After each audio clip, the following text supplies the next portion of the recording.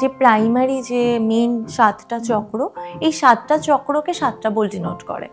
Root chakra, হ্যাঁ root chakra রয়েছে, root চক্রার বোল আলাদা, মানে তোমার যে ভাইব্রেশনটা একটু আগে আমি বলছিলাম না যে ফ্রিকোয়েন্সি ম্যাচ করার ব্যাপার প্রত্যেকটা অর্গান প্রত্যেকটা সেলে, তো ঠিক সেরকম যে যখন তোমার ওই রুট চক্রা বা আমি আমার রুট চক্রের বোল নিয়ে কাজ করছি, প্রত্যেকটা বোলের নাম আছে, তো ধরো আমি এফ বোল নিয়ে কাজ করছি, সি বোল নিয়ে কাজ করছি, তো সেটা ওই রুট চক্রাকে আমার ব্যালেন্স করছে।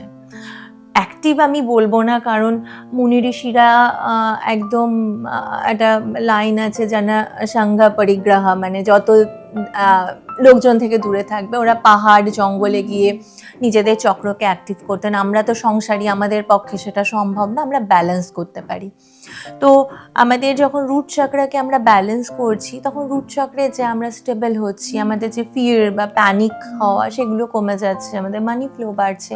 প্রত্যেকটা চক্রর সঙ্গে এক একটা বোলকে ডিনোট করা। হার্ট চক্র, যখন কেউ আসে যে ভীষণ কষ্ট পাচ্ছে, কিছু হয়তো ট্রমা, কিছু মানে তোমার ধরো পোস্ট ট্রমা কিছু রয়েছে, কিংবা হয়তো কিছু স্ট্রেস রয়েছে যেটা সে ক্যারি করে চলছে, কিংবা হয়তো চাইল্ডহুড কিছু মলেস্টেশন রয়েছে, কিংবা ধরো মা বাবার থেকে কিছু কষ্ট রয়েছে। তো এই যে স্টোর, আমি একটু আগে বললাম না চেস্টে স্টোর হয়, তো চেস্ট হচ্ছে আমার হার্ট চক্রকে ডিনোট করে।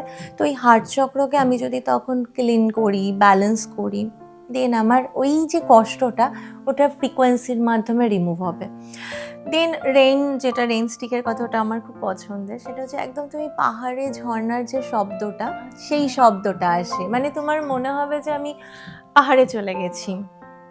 ওয়েভ ড্রাম যেটা, সেটা সমুদ্রের ঢেউয়ের শব্দ, মানে তোমাকে তুমি ফিলই করবে না, মানে এটা আমি সবসময় বলি যে সাউন্ড হিলিং না একটা ম্যাজিক, মানে এটা ম্যাজিক করে। কারণ তুমি ধরো এই মোমেন্টে, তুমি কেন আমিও ধরো এই মোমেন্টে আমি যে অবস্থায় আছি, যে স্টেট অফ মাইন্ডে আছি, আফটার টেকিং সাউন্ড হিলিং আমার মাইন্ড পুরো চেঞ্জ হয়ে যাবে।